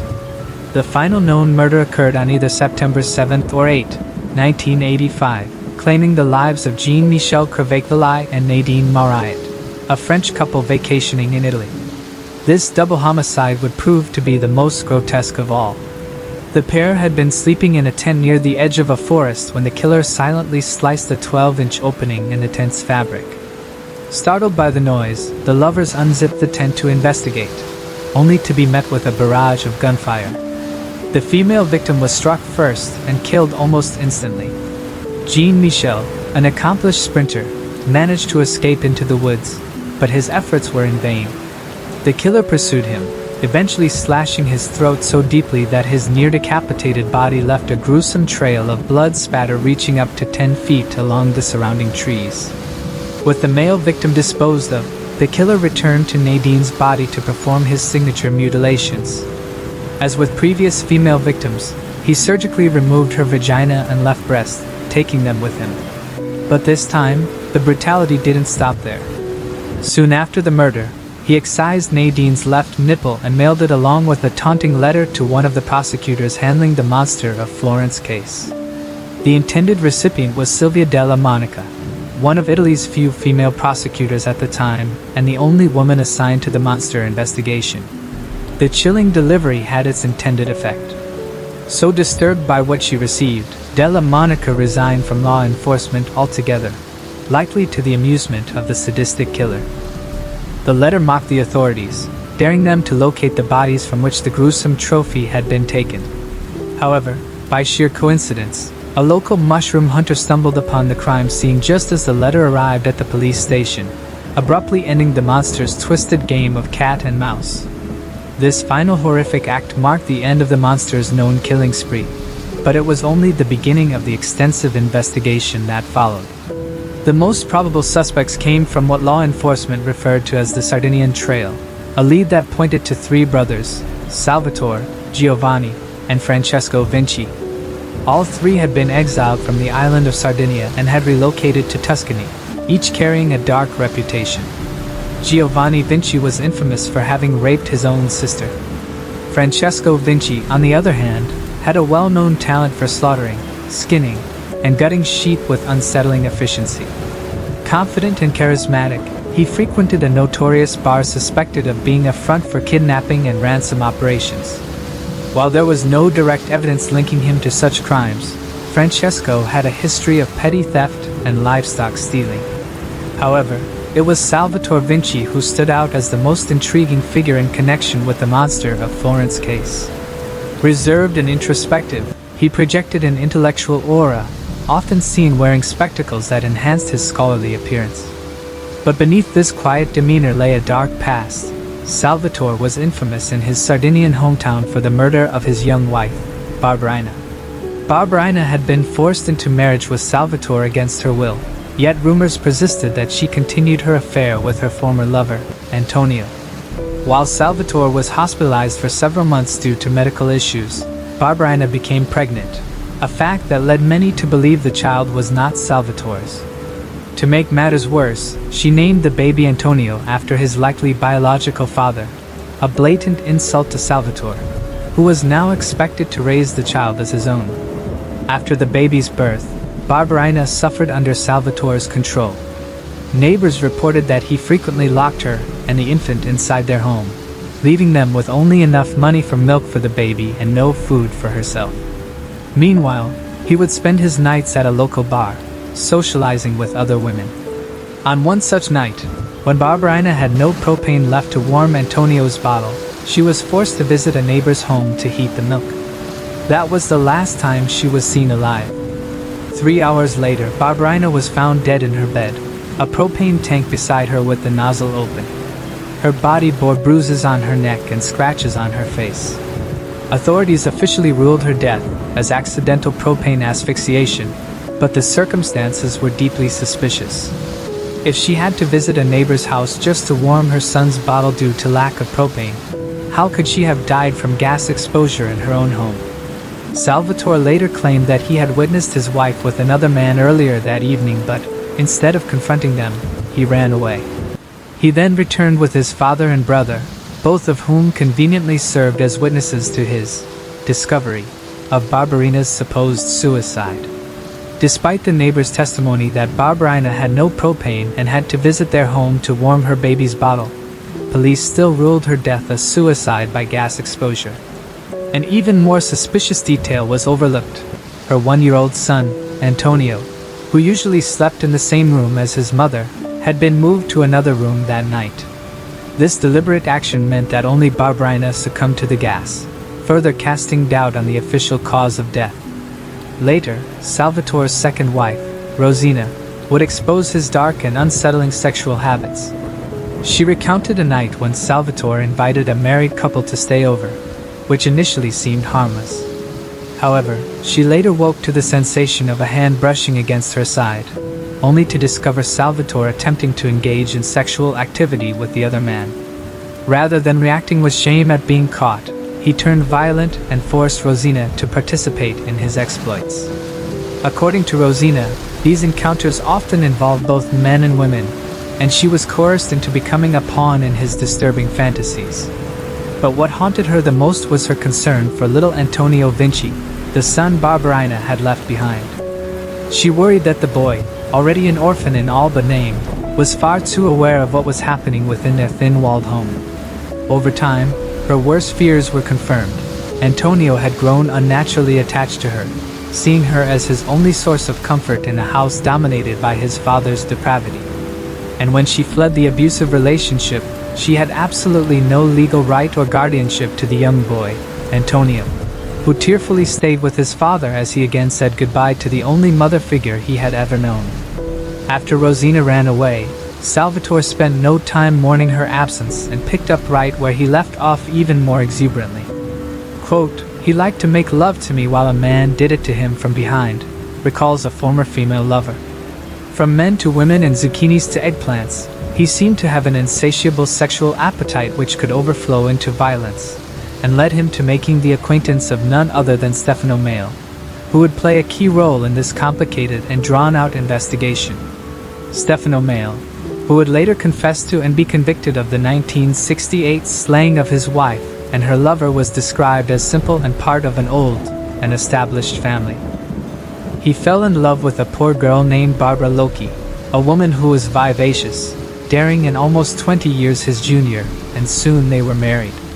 Quickly though, the bitter and abused Barbara started stealing from the established family, and being boldly promiscuous, even going so far as to sneak men back to the family home. Although the older generations of Malays saw this as her causing the family much shame, the desire to be with men outside her marriage was actually at the bequest of her much older husband, Stefano, who seemed to gain pleasure at the thought of his wife being shared by another man, similarly to Salvatore Vinci. One of the sought-after men brought into the open relationship was the recently immigrated Salvatore Vinci, the Sardinian who was rumored, though this would-be swinging partner didn't know it, to have killed his own wife, similarly named Barbarino. Salvatore would be invited to share the couple's home with the stipulation that he also share the bed of Stefano Male's wife and take her out on dates. He wined and dined her, and it was rumored that Salvatore was father of Barbara's eventual son, Natalino. But Salvatore wasn't the only Vinci brother with whom Barbara would have sexual relations. She would later move on to the youngest of the brothers, the macho gangster, Francesco, having passionate fights and public makeups all over the Tuscany town. Eventually, the brothers bored her, and she moved on to another man who would end up being her last. Antonio Lobianco was the man with which she had gone too far. For now, she had stolen not only the hearts of the two Vinci brothers Salvatore and Francesco, but also stolen the heart of her husband, Stefano Male, and his family money, and caused much shame to the family name. On a warm summer's night in August of 1968, Barbara and Antonio were engaging in love-making after attending a movie whilst Barbara and Mele's son, Natalino, was sleeping in the back of the car. Ambushed, the lovers were shot just over the head of the 6-year-old boy, who awoke to the flashes of the muzzle and cowered in horror as his mother was shot 4 times and her lover shot 3. Natalino was removed from the car as his own father wasn't going to let him sit in a car with his dead mother and her lover bleeding out until he was found, and his father dropped him off at a neighbor's house where he placed him on the doorstep to ring the bell and then ran off, leaving the boy to cry on the steps and tell the neighbor, "Open the door and let me in. I'm sleepy and my daddy is sick in bed. Then you have to drive me home because mommy and my uncle are dead in their car." Natalino, in an obvious result of witness tampering by his own father and uncles, which is what he called the men his mother was openly sleeping with, as he was never able to conclusively say to this day just exactly who of the clan of the men was guilty of the murder. Later, after confessing, some believe falsely, Stefano Mele, who didn't have her drive a car, would continue to change his story in regards to who provided the gun and who drove him from the scene. Mele admitted to planning and enacting the murder, but then later, upon being pressed, said it was in fact Salvatore Vinci who was enraged after Barbara left him for his brother Francesco Vinci. When pressed for a motive, Mele insisted that Salvatore had ominously replied after finding out about Barbara's affair with his own brother, and being asked to repay some money he had borrowed from Mele, "I'll kill your wife for you. That will even up the debt." But later, Mele reverted back to his original confession that he was the sole murderer. Upon harsher interrogation, Mele went back to insisting that it was indeed Salvatore Vinci who had planned and executed the murders, as he was, quote, "the only one with a car," and that he was the one with the .22 Beretta. But when investigators brought Salvatore in for questioning, the two suspects met face to face, and Salvatore Vinci gave Stefano Male a stare so meaningful that Male was caused to burst into tears and retract everything he had previously said, again claiming full responsibility for the double homicide. Later, it would be discovered that the meaningful look Salvatore had given Mele was an unspoken threat. He knew Mele was a closet homosexual and encouraged Barbara to seek out men for the sharing. Stefano lusted and pursued male lovers for Barbara so that he could partake in the lovemaking sessions under the guise of being part of a larger ring of swingers, people who have intramarital relationships with the permission or encouragement of their spouses. It would be brought to light that Mele had an extreme fear of Francesco and Salvatore outing him. He was terrified his scandalous secret homosexuality would come out as he traded his freedom for Salvatore's silence. Being unveiled as gay at the time was enough of a fear for Stefano to take the fall for the murder of which he certainly had not acted alone, and serve his sentence, and later lifetime probation in a dingy halfway house silently, and without further protests of innocence, while the actual monster was freed to roam the countryside. Mele later died of natural causes without ever revealing any helpful information as to the true identity of the monster. After the third murder set the peeping Tom free, both Salvatore Vinci and his brother Francesco Vinci would be taken in and questioned for being the monster. But each time a new brother was brought in, a subsequent murder cleared him as being the lone killer, which some people interpreted as evidence of a larger group of clandestine murderers, and not just a lone wolf as police originally thought. While Francesco Vinci would spend many months in jail and Salvatore Vinci would actually be tried as the monster, both were eventually released and Salvatore acquitted due to lack of evidence. Salvatore later disappeared while his brother Francesco was found dead, tied up and locked in a car trunk. presumably by the mob. The next suspect, Pietro Passiani. After unsuccessfully investigating through the usual methods, the Italian police decided to use the beauty of data to solve the mystery. After analyzing the data and records of over 100,000 men in Italy, the Polizia focused in on one man in particular. Pietro Passiani was a brutish man. Short, lacking in both emotional and intellectual intelligence, he was reputed among the village for his abuse of his wife and daughters, of whom he routinely raped. His incestual sexual deviance aside, what made him stand out among the thousands of male suspects canvassed by the police was two curious coincidences. Firstly, the monster had stopped killing, that the police knew of, between 1974 and 1981, which is also when Passiani had been in jail for the sexual battery of his children. Secondly, in 1951, Passiani caught a traveling salesman who was about to become intimate with his soon-to-be wife and proceeded to beat him to death in front of her, and subsequently rape his fiancée directly next to the dead body. These two facts combined would stand out more garishly upon uncovering a statement that came from Passiani himself in regards to the 1951 killing. He claimed that he had become enraged and jumped to action when he spied his bride-to-be flash her left breast at the traveling salesman. The left breast of the female victims had been taken in all but the 1968 and 1971 murders. Passiani was arrested in 1993, and a 12-day search of his home would yield two things. One, a reproduction of Botticelli's Primavera that showed, in part, a nymph flowers, to which the police would interpret as being appositionally similar to the placing of the gold necklace in the mouth of the 1971 female victim.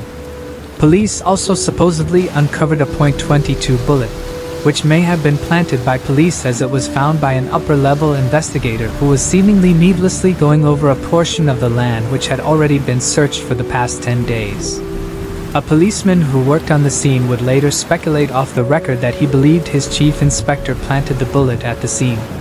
Also found at his home was a small insignificant scrap of cloth, which was dutifully catalogued into evidence, but would later conveniently place a portion of a .22 Beretta gun found wrapped in the same cloth of which they supposedly found a piece earlier at the house of Passiani. The part of the gun found in the cloth was only a portion of the .22 gun and therefore conveniently unidentifiable, as was the bullet, and led to no conclusive connection of the monster killings.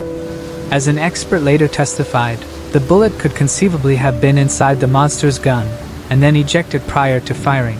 But later, that same expert would admit to exceptional pressure from the prosecution to say that the bullet was one the monster could have potentially used, although it had none of the trace marks. But as this expert didn't admit to falsifying the documents until after Passiani was convicted of all the monster crimes, with the exception of the 1968 killing, which was still attributed to Stefano Mele, none of this was uncovered until after the conviction. Despite the fact that there was nothing but circumstantial evidence against Passiani, the painting of the nymph, the unused bullet, the untraceable gun parts, and the coincidental jail sentence that kept Passiani off the streets at the same interval that no new killings took place, the public was eager to leave the monster case behind them and get back to the hillside antics for which the country was wont to do. And Passiani was mostly convicted in the court of public opinion as well as by the courts themselves. Most famously, Passiani cried out at his trial, "I am a sweet little lamb. I am out here like Christ on the cross." And for that, he gained a small following of, unsurprisingly, young women who, as with many modern prisoners such as Charles Manson and Scott Peterson who boast a moderate female following, became enamored with the convicted rapist. Passiani was convicted of being the monster of Florence in 1994. In 1996, after a lengthy appeal, which, luckily for the truth, involved none of the players of the original investigation and led the appeals prosecutor to, instead of arguing to uphold the conviction, fervently disavowed the prior investigation as a quote Pink Panther-like and darkly comedic twisted affair. Passiani was acquitted of all charges and was about to walk a free man when a chief inspector paraded into the courtroom saying he had 4 eyewitnesses that actually saw Passiani committing the crimes.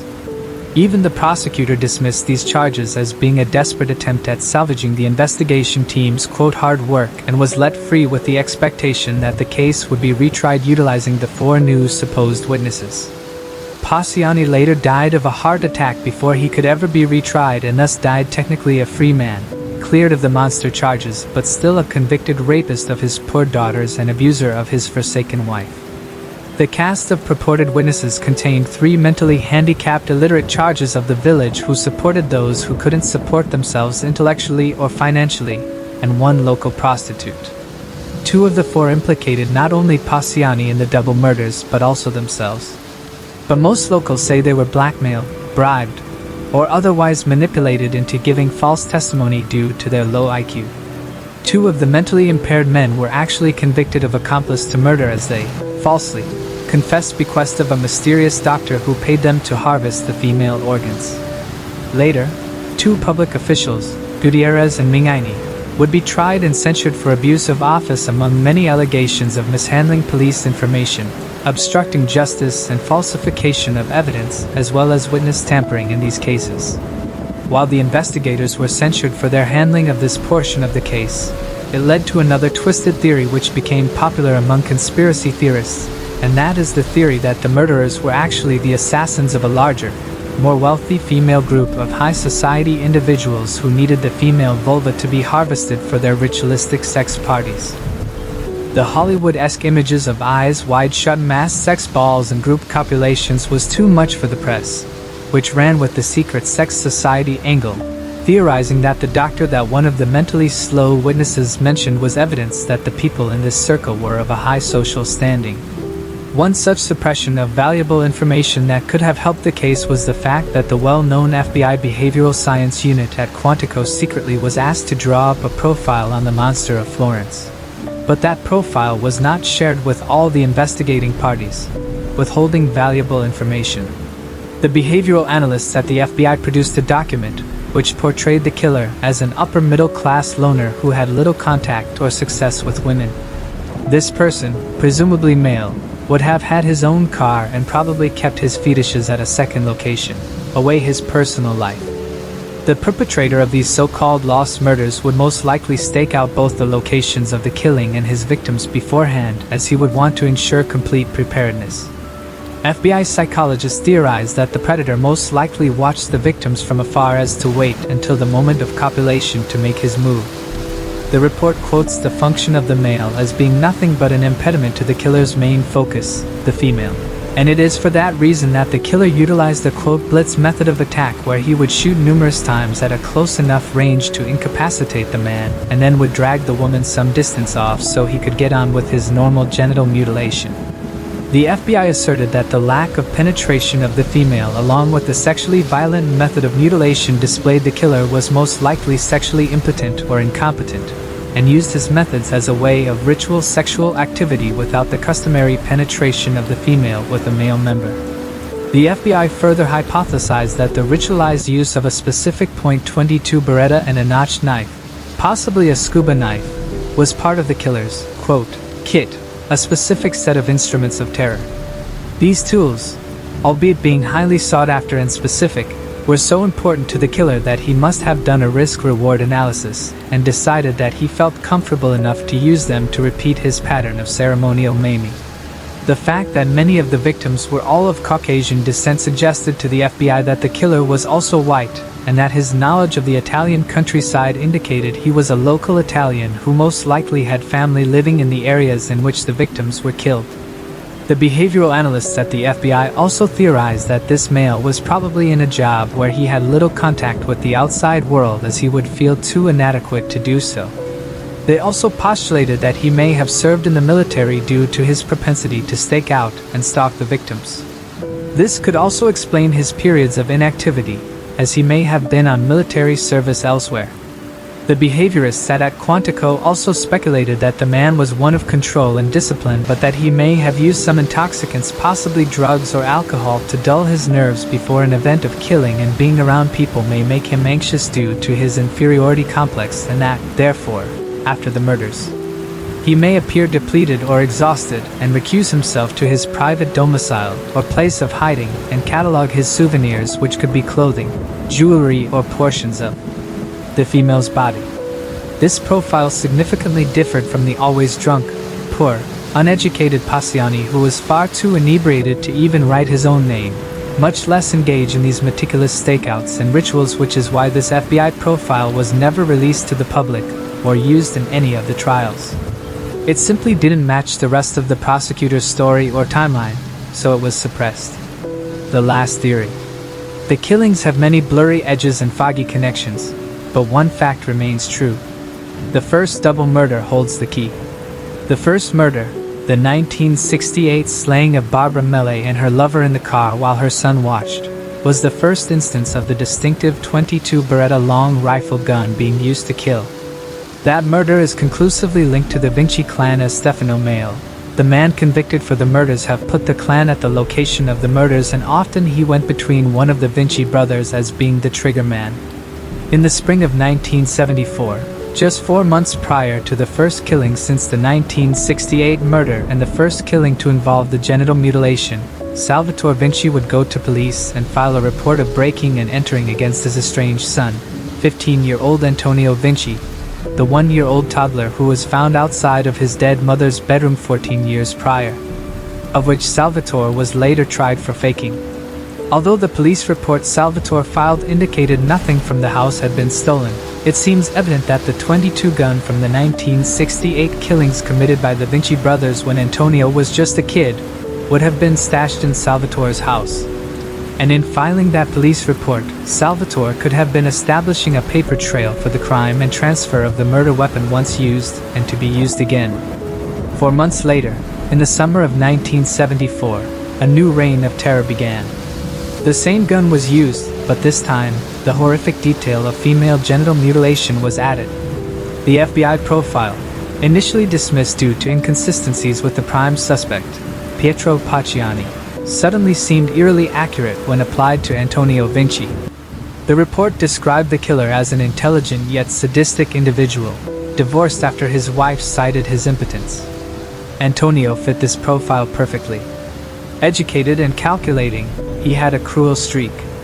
In a chilling admission during an interview, he confessed to owning a scuba knife, the very type of weapon believed to have been used in the gruesome mutilations. When asked directly whether he had committed the murders, Antonio denied any involvement. However, his reaction was unsettling. He abruptly ended the interview with a menacing growl, stating, "I don't play games." Despite previously being arrested on weapons trafficking charges, Antonio Vinci remains a free man. He currently resides in a suburb of Florence, and has never been formally questioned or arrested in connection with the Monster of Florence case. While many in Italy have accepted the narrative that the now-deceased Pietro Pacciani was the infamous killer, the facts paint a different story. Those who have thoroughly investigated the case believe the true Monster of Florence has never been caught. Moving on to the next case. Carl Switzer. As a society, we have an undeniable fascination with celebrities. While some people dream of achieving that level of fame, others see it as a nightmare. The intense public scrutiny celebrities face often makes it difficult to view them as ordinary individuals. Their lives are frequently treated as a source of entertainment, and unfortunately, their deaths can become spectacles as well, especially when they result from violence, as in the case of Carl Switzer.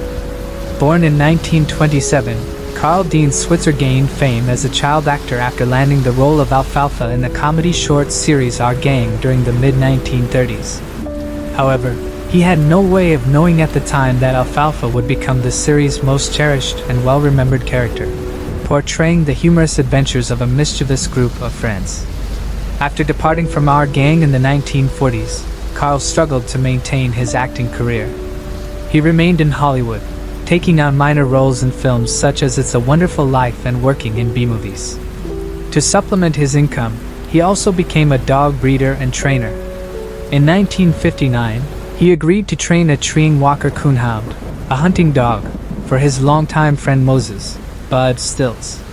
The two had originally met while working together on multiple productions at the Corriganville Movie Ranch in California.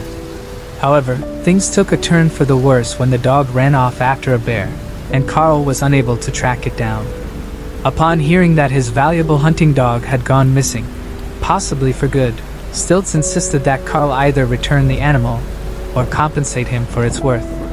Unfortunately, Carl was in no position to pay. He was already struggling financially and had recently gone through a divorce, leaving him with little means to cover the loss. Instead of paying outright, Carl turned to the local newspapers, placing ads offering a monetary reward for the dog's safe return. Fortunately, the dog was found and brought back. The downside, however, was that Carl had to shell out $35, the modern-day equivalent of about $370, as a reward, along with $15 worth of alcohol, which would be around $160 today. A few days later, on January 21st, Carl was still upset about losing $50 over a dog that wasn't even his.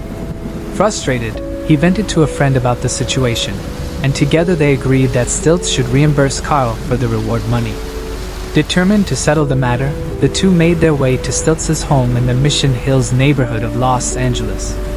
But things did not go as planned. Stilts was at some point struck over the left side of his head with a glass clock during the dispute. And in response, he grabbed his .3 caliber revolver which Carl attempted to wrestle from him. Their struggle caused the gun to go off, narrowly missing Stilts' 14-year-old stepson. Stilts would later claim that Carl had banged on the door and demanded to be let into the home, and then events played out as previously stated.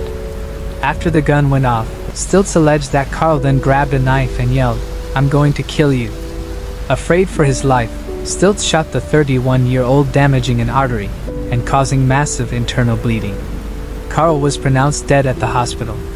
Tom Corrigan, Stilts' stepson who was almost shot that day, had a different version of events, however. He claimed that his stepfather shot Carl as he and his friend were leaving.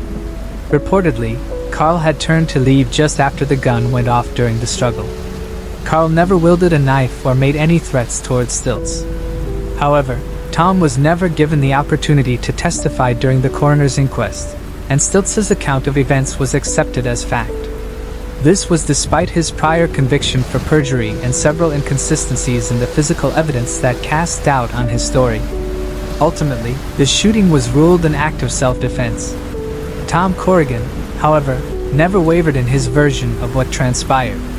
Decades later, in February 2001, he told reporters that what happened was closer to murder than self-defense. He also revealed that after killing Carl, Stilts had threatened to kill Carl's friend as well. But before he could act, the sound of approaching sirens interrupted him. Tom firmly believes that the arrival of law enforcement is the only reason Carl's friend survived that night. Moving on to the next case. Tammy Zawicki. In the days leading up to 21-year-old Tammy Zawicki's disappearance, she experienced ongoing car trouble. A student at Grinnell College in Grinnell, Iowa, Tammy had spent her summer studying in Madrid, Spain. As summer break came to an end, she and her brother embarked on a road trip from their home in New Jersey back to their respective schools. Their journey included a stop in Pittsburgh to visit family before heading to Evanston, Illinois, where Darren, her brother, attended university. Tammy planned to continue the remainder of the trip to Grinnell alone. However, throughout their travels, her white Pontiac experienced multiple mechanical failures. Darren believed he had resolved the issue, and they arrived in Illinois on August 22, 1992. After staying overnight with a friend, Tammy prepared to set out on her solo journey.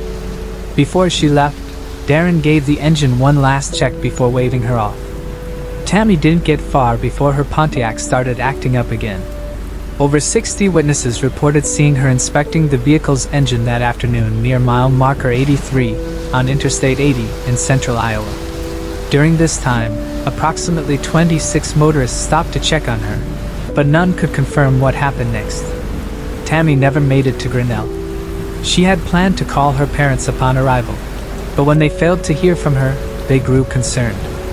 After several unsuccessful attempts to reach her, they reported her missing. By the time authorities launched an investigation several days later, her car had already been towed. Due to a mishandling of evidence, it could not be processed for fingerprints. However, investigators found no visible signs of struggle, and Tammy's belongings, including her handbag and camera, remained inside. Soon, eyewitnesses began coming forward.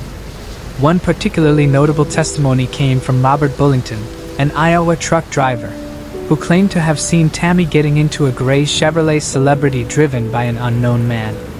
Bullington even spoke with the driver, who allegedly explained that Tammy's car had overheated.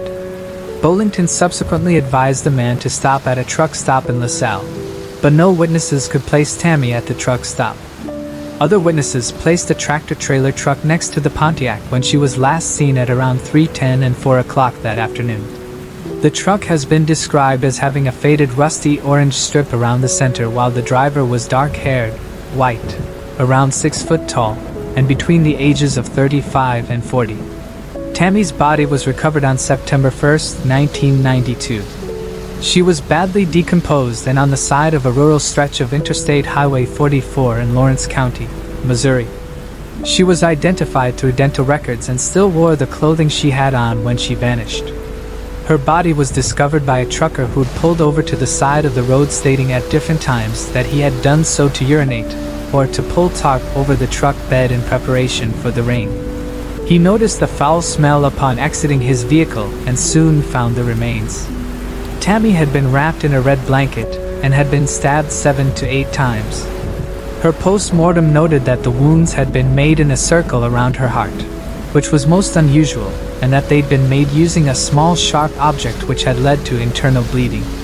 Though her clothing was intact, some reports, including one from the FBI, report that Tammy was sexually assaulted before her death. Her watch was missing from the scene. It played the tune of Raindrops Keep Falling on My Head and had a green umbrella on its face. Investigators have theorized that Tammy was killed elsewhere and that the perpetrator drove her across Illinois and into Missouri before dumping her body 500 miles from where she vanished. In the days following the discovery of the body, a task force was established, mix of local authorities and FBI agents. In the subsequent weeks, they identified several suspects, the most notable of which was Lonnie Bierbrot, a trucker and convicted felon who was out on parole at the time of Tammy's death. He was questioned in early 1993, and investigators discovered that he had gifted his wife with a watch that looked similar to the one missing from Tammy's body. Furthermore, he was identified by a witness as the man she saw near Tammy's Pontiac on the day of her disappearance, and he lived not far from where the body was located in September. However, he could never be linked physically to the case. The watch he reportedly gifted his wife was never found, and he passed away in February 2002. Over the years, several other potential suspects emerged, but all were ultimately ruled out. For decades, Tammy's case remained largely stagnant until renewed interest from podcasters, amateur sleuths, and her devoted family sought to bring fresh attention to her disappearance. In 2020, authorities arrested serial killer Clark Perry Baldwin, who was linked to the murders of 3 women between 1983 and 1997 across Utah, Idaho, Wyoming, and Nevada. Following his capture, a retired investigator suggested that Tammy's case bore similarities to Baldwin's known crimes, leading to speculation that he could be responsible for her death. Despite this theory, law enforcement has publicly stated that Baldwin is not considered a suspect in Tammy's case. Her murder remains unsolved. If you have any information about Tammy Zawicki's case, please contact the Illinois State Police at 815-726-6377 or the FBI's Chicago office at 312-421-6700. Tips can also be submitted anonymously via the FBI's website at tips.fbi.gov, https://tips.fbi.gov. Moving on to the next case. Brian and Angela Charles. On the morning of March 22, 2009, at approximately 7 a.m., police were dispatched to a horrific crime scene on a quiet street in Joliet, Illinois. Inside the home of 31-year-old IT manager Brian Charles, officers found him slumped over on the living room couch, fatally shot in the head and chest. His wife, 23-year-old Angela Charles, a portrait photographer at JCPenney's All and Park studio, was discovered in the hallway outside their child's bedroom, also dead from a gunshot wound to the head. Miraculously, the couple's 2-year-old son, Sean, was found unharmed, still asleep in his wooden crib. The 911 call reporting the scene was made by Brian's ex-wife, Kathleen, also 31, who who was the mother of his 2 other children. She told authorities she had gone to Brian's house that morning to retrieve video games for their kids. However, this claim was contradicted by statements from her own children, according to an investigator's affidavit. Family members and friends also questioned Kathleen's reasoning, pointing out that she did not allow her children to play video games.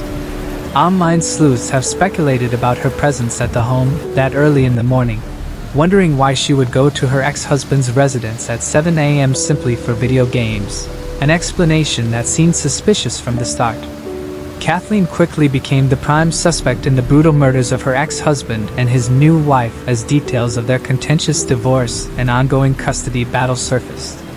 Brian and Kathleen had been married for 7 years, during which Brian had taken Kathleen's last name. In February 2003, he filed for divorce and was granted temporary custody of their children. 3 years later, Brian married Angela, and their son, Sean, was born the following year. Brian was known for his kind and generous spirit, his artistic talent, and his distinctive belly laugh. He enjoyed spending time with his kids, often playing Pokemon cards with them. Angela was a hardworking and dedicated woman who had a deep passion for photography.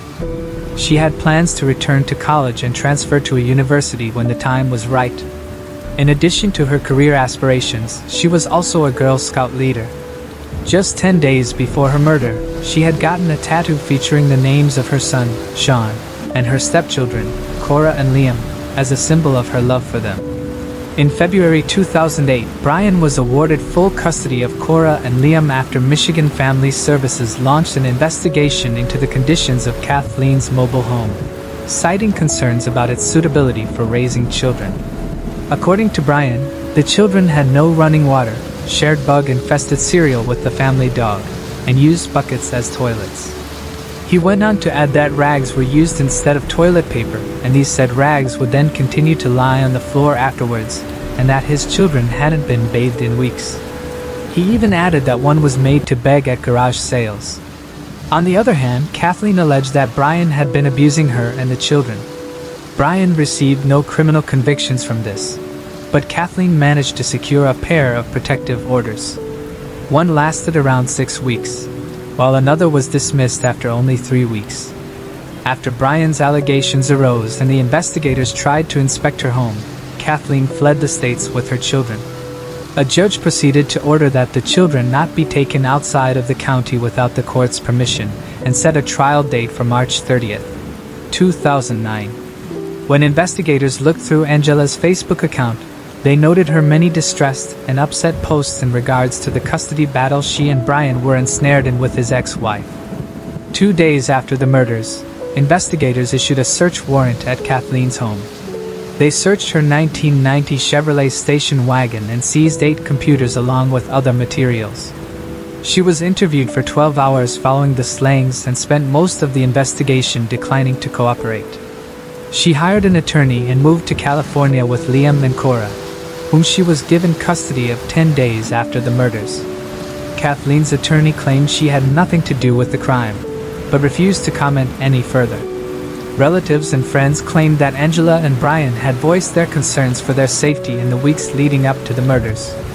It was also found that the back of the Charles family home was broken into when the family were attending the couple's funeral on March 7. A back window was smashed, but this was later established as being neighborhood kids who knew the house was empty, who had broken in to steal the game's console and DVDs. Kathleen did not attend the funeral after being asked by family and friends. Angela's parents, Jackie and Joseph Roth, now care for Sean, who frequently asks about his parents. In later reports, it appears that Kathleen lost custody of her children and Cora and Liam went on to be raised by Brian's parents. The only known witnesses in the case were the couple's neighbors, who reported hearing loud noises between 2 o'clock and 2:30 a.m. Another neighbor claimed to have seen 2 unidentified men standing outside the home at around 1 a.m. These individuals have never been located or identified. While many suspect Kathleen may have played a role in the murder of her ex-husband and his new wife, no charges have been filed against her. Investigators appear to lack sufficient evidence to pursue legal action, leaving the case at a frustrating standstill. As time passes, the tragic murders of Brian and Angela Charles continue to grow cold. If you have any information regarding this case, please contact the Will County Sheriff's Office at 815-727-8575. Thanks for watching.